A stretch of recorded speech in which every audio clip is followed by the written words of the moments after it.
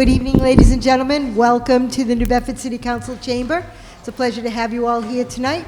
It is Wednesday, May 17th, and we are in the council tonight for the annual budget address. Appreciate you all being here with us.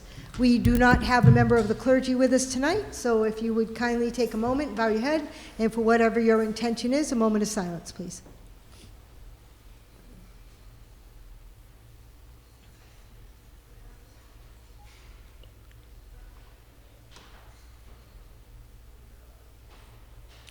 Thank you. We're led in the Pledge of Allegiance tonight by the Council Ward 4, Derek Baptiste. Council Baptiste. I pledge allegiance to the flag of the United States of America and to the republic for which it stands, one nation, under God, indivisible, with liberty and justice for all. Thank you, Council.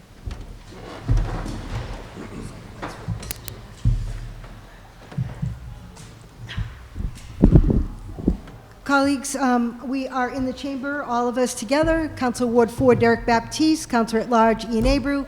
Council Ward 2, Maria Giesta. Council Ward 5, Scott Lima. Council Ward 1, Brad Markey. Councilor at Large, Brian Gomes. Council Ward 6, Ryan Pereira. Councilor at Large, Naomi Carney. Councilor Ward 3, Sean Oliver. Councilor at Large, Shane Burgo. Thank you all for being here tonight. I'll ask the clerk if there's anything to read into the record. Very good. Then we'll begin with item 1. I'll ask the clerk to read the item in. Madam President, item 1 is a communication from Council President Morad to City Clerk Farias, requesting that a special City Council meeting is called for Wednesday, May 17th, 2023 at 7 p.m. for the submission of the FY24 City of New Bedford budget. Motion to receive and place on file will be appropriate. Made by Councilor Burgo, second by Councilor Pereira. Any discussion on the item before us? All those in favor say aye. Opposed? The ayes have it. Colleagues, I have invited Councilor Markey and Councilor Oliver to escort the mayor into the chamber. We will take a brief recess while they go and bring him to us. Thank you. Colleagues, all set? Gus? Yep. We're back in session. Councilors? Madam President, fellow colleagues, Mayor Jon Mitchell.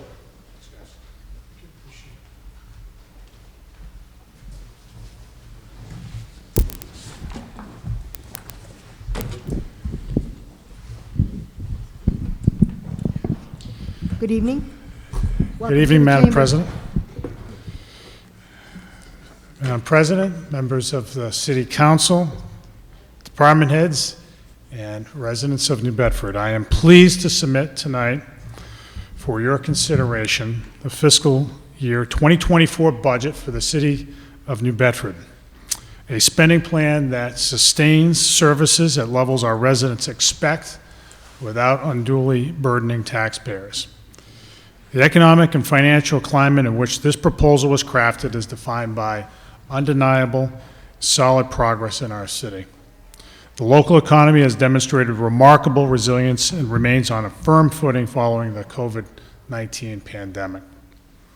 The city's unemployment rate for the first 6 months of fiscal year 2023 has averaged 5%, having fallen from an average of nearly 17% during the first 6 months of the pandemic 3 years ago.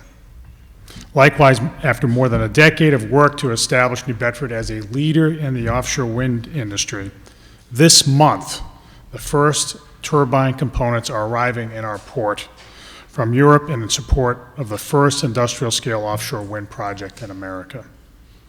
In the months and years ahead, we can expect the economic impact of Vineyard Wind and successor projects to become increasingly evident as New Bedford continues to be a focus of both public and industry investment on and off the water.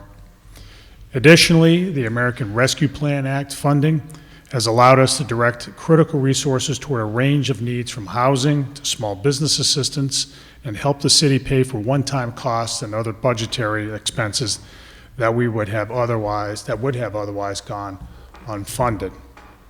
At the same time, there's no denying that geopolitical tensions, political impasses in our nation's capital, supply chain challenges, and price inflation, interest rate pressures, and a whole lot more are threatening the broader economy. Given these challenges this year, we are again following the careful, conservative approach to budgeting that has served us well in the past. The proposed fiscal year 2024 budget totals $513 million and change, of which the general fund is the largest component at $458 million. The general fund expenditures are based on modest increases in non-school municipal aid from the Commonwealth, estimated to be only 2%, conservative revenue assumptions, and local receipts, which are modeled on the first 9 months of 2023 and the last 3 months of 2022, fiscal year 2022. The budgets for the enterprise funds are based on revenue estimates that incorporate proposed rate increases, which are necessitated, of course, by federal mandates. Also of note, last year, for the first time, we added funding to the operating budget to cover significant cost increases driven by inflationary trends in energy, materials like gasoline, diesel fuel, electricity, and natural gas. To responsibly budget for the coming year, we again utilize spending projections based on the unit cost and consumption data compiled from various departments for the first 3 quarters of FY 2023. And as we did last year, we allocated $3 million in ARPA funds to support eligible budget items. And I hasten to note that we, of course, will need to phase out our use of this one-time funding source in the operating budget in the coming fiscal years. Funding for the school department is projected to increase by $23.1 million, or 10.5%, to comply with the Commonwealth's minimum net school spending requirements. This follows one of the largest annual increases in memory just last year. Now, while we are grateful for the additional state funding from the Student Opportunity Act, make no mistake, the matching municipal contribution that comes with it is very significant. Similarly, mandatory assessments, which consist of funding for charter schools, primarily for charter schools, continue to consume a larger share of the city's resources. The city's contribution to charter school sending tuition has risen from $26.9 million in FY23 to $29.1 million in FY24, so a $3.1 million increase just from last year. It has become clear that there are limits to our strategy of lean budgeting. Over many years, the city has pursued multiple rounds of budgetary belt-tightening. As a consequence, we are at, or nearly at, the point where we are at risk of not having enough bodies to perform the necessary work of city government. When I took office in 2012, the city had 1,136 full-time municipal, that is non-school, employees. Now, fast forwarding 10 years later, in 2022, that figure was 1,029, 107 fewer employees, or roughly 10% fewer full-time employees. Now, a reduction in the size of the organization, of a large organization, is not necessarily a bad thing. After a decade of modernization and reform, city government today is more efficient in many service areas than it ever has been, despite the elimination of positions. But it is also true that city government is now at risk of an erosion of its basic capacity to deliver effective services when the overwhelming share of the budget remains comprised of fast-growing, legally mandated spending, while state aid, again, is contracted or certainly not nearly kept up with inflation. Although we have acted, all of us, the City Council and the administration alike, have acted responsibly, we need to do more and consider in the key places in the budget that can deliver savings at a scale that can make a difference. Consider belt tightening there too. Now, think about the following. Fixed cost and mandated assessments account for $110 million of the general fund expenditures in FY24. $110 million, while net school spending requirements account for another $238 million. So these total 80% of our budget now. And so we have up on the smart board the pie chart that everybody's become familiar with, and you see it there. You see, among other things, a growth in the overall share of the school budget, and that school budget doesn't include the health care costs associated with the school budget. That's actually accounted for at the around 1 o'clock on your pie chart in the overall section for health insurance. So it's quite large. Health insurance obviously is growing. The municipal services that residents count on every day, from public safety to trash collection to road and park maintenance to water and wastewater service, all that stuff, together make up less than a quarter of the city's budget. So again, you're all familiar with this. That's in the left-hand corner from 9 o'clock, not even to 12 o'clock. And that's where the city's operating budget is, just in those two slivers. So that, as we all know, even modest cuts in departments, because that is such a small slice of the budget, don't result in huge cost savings, but they can be debilitating to important government services. So given that so much of the budget is beyond our ability to control, attempts to rein in spending by reducing department operating budgets according to their number of staff vacancies are sure to backfire. The typical savings this achieves is negligible, but the loss of staffing capacity, such as for the upkeep of things that people see, parks, roads, cemeteries, and buildings, is evident to everyone. Residents inevitably conclude that they are getting less for their tax dollars, and they are right. The path forward must include strategic action in the areas where more meaningful savings can be achieved without undermining these basic services. More specifically, we must deal with the increasing cost of mandated expenses, which are crowding out government operations. Most of the mandatory spending is dictated by state policy, but some of it is within our control. As the council has heard from me in the past, without a doubt, healthcare reform is the area of the budget that would have the most positive impact on municipal finances. That is why I intend to refile my previous request to the City Council for a vote to adopt sections 21 to 23 of Chapter 32B of the Massachusetts General Law, as so many other municipalities have done to better manage their spiraling upward healthcare costs. And just as a reminder for those who are viewing it at home, this has to do with adoption of the municipal healthcare reform law. Now, we're familiar with this by now, and I put it before you because I would be derelict in my duty in my presentation of the city's budget and an explanation of where we stand financially if I didn't do so. I note that there is nothing particularly earth-shattering about these provisions in state law. The administration and public employee unions will continue to negotiate their health care insurance benefits as they always have done. The adoption of the state law will simply restore a level playing field and equalize the negotiating positions of the two sides by allowing an independent, neutral arbiter to solve differences when an impasse arises during negotiations. It's hard to understate how much healthcare spending contributes to the property tax burden on our residents.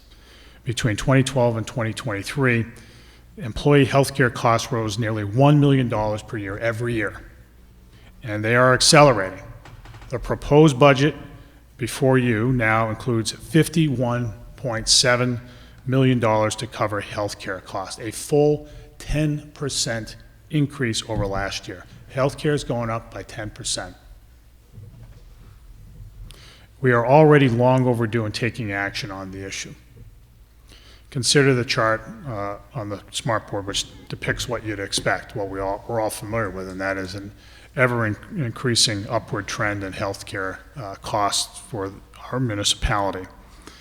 And as the next slide indicates, as the map depicts, and again, you're familiar with this too, virtually every local government in southeastern Massachusetts has already adopted the law, and they did it a long time ago. And we can all agree on this as we look at that chart. We can all agree on this. New Bedford taxpayers deserve relief from the outsized budget pressure caused by the current health insurance program every bit as much as their neighbors in the rest of southeastern Massachusetts do. Now, pension costs are another major budget item contributing to the burden on taxpayers. As you know, state law dictates that the city must make yearly payments to the retirement system sufficient to become fully funded by 2035. In other words, all the back payments expected for employees who retire, who've already retired, have to be caught up by then. So that much of it is dictated by state law. It's out of our control. But the Retirement Board and the Council alike both possess a measure of local control that could be exercised to reduce the impact of rising pension costs on taxpayers, and equally importantly, help ensure the future solvency of the pension system for today's active employees who are counting on it to be there when they retire. We haven't always used this authority to reduce our pension costs. Our retirement system is only 52% funded, only 52% funded. Out of 104 government retirement systems in Massachusetts, only 6 are less funded than ours, only 6. We are number 7 from the bottom. New Bedford is near the very bottom of that list, in part because we have been chronically unrealistic about the affordability of pension benefit expansions in the past, and that has to change. The task was made harder by the downturn in the stock market last year, which resulted in a 12% loss to the pension fund itself. And because state law requires full funding, as I noted, by 2035, we can anticipate sharply higher annual payments for the next 12 years to close the gap. The curve goes steeply upward. In FY24, next year, the annual contribution, the ARC, will increase some 6% to $37.9 million. And we forecast that it will rise by 9% the following year and continue to accelerate thereafter. The notion that we can successfully restrain overall spending by trimming elsewhere in the budget, but not doing anything about health care and pensions, is simply ignoring the elephant in the room. Again, the proposed budget takes a conservative approach, restoring some needs we had to forego during the pandemic, but not all that was reduced in previous years. Caution and conservatism were the watchwords in designing this spending plan. The preparation of any budget proposal is always a complex undertaking, and the current proposal has presented its fair share of challenges. Mandated expenses, recovering local receipts, cost pressures from inflation, and an uncertain economic environment are all significant considerations this year. But we will meet these challenges by relying on the same cautious, deliberative approach and the effective partnership between the administration and the City Council, and one that has served us well in the past. I look forward to that continued partnership in the weeks ahead as we finalize the spending strategy for this upcoming fiscal year. Thank you for hearing me out, everyone, and I look forward to the work ahead. Thank you. Thank you, Madam President.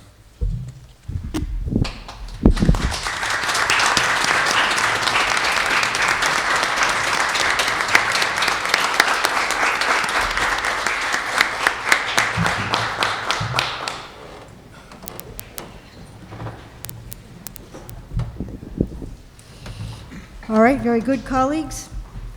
We have items before us. I'll ask the clerk to please read item 2. Madam President, item 2 is an order appropriating $424,494,641 from ordinary revenue and municipal receipts for fiscal year beginning July 1st, 2023 and ending June 30th of 2024 for payment of current expenses of various municipal departments. Motion to receive and place on file and refer to the quasi-committee of the whole. Motion to refer to the quasi-committee on the whole made by Council Burgos, second by Council Lima. Any discussion on the item before us? All those in favor say aye. Aye. Opposed? The ayes have it. Item 3 is before us. Madam President, item 3 is an order appropriating $1,301,705 in 12 equal monthly increments from airport receipts of FY24 in the airport budget. Motion to receive and place on file and refer to the quasi-committee of the whole So will be moved. appropriate. Second. Made by Council Burgos, second by Council Carney. Any discussion on the item before us? All those in favor say aye. Aye. Opposed? The ayes have it. Item 4 is before us. Madam President, item 4 is an order appropriating $122,043 from the Hotel and Lodging Tax and the Arts, Culture, and Tourism Fund in 12 equal monthly increments from FY24 municipal receipts. Motion to receive and place on file and refer to the quasi-committee of the whole. Second. Motion to refer to the quasi-committee on the whole made by Counsel Burgo, second by Counsel Baptiste. Any discussion on the item before us? All those in favor say aye. Aye. Opposed? The ayes have it. Item 5 is before us.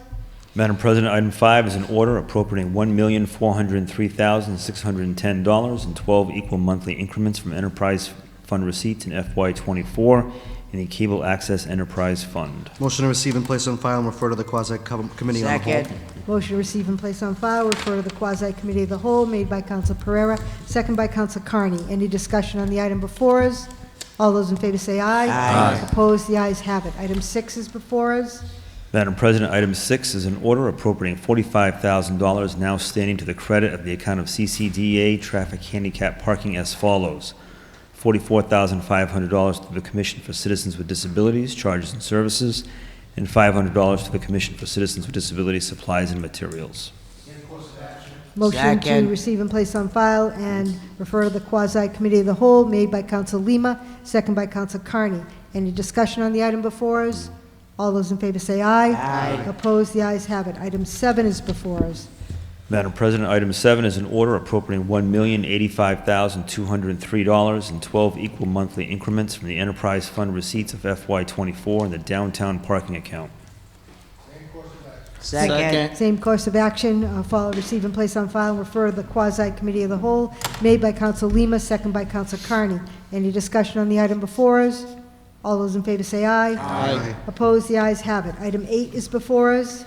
Madam President, item 8 is an order appropriating $32,710,403 in 12 equal monthly increments from wastewater receipts of FY24 in the DPI wastewater budget.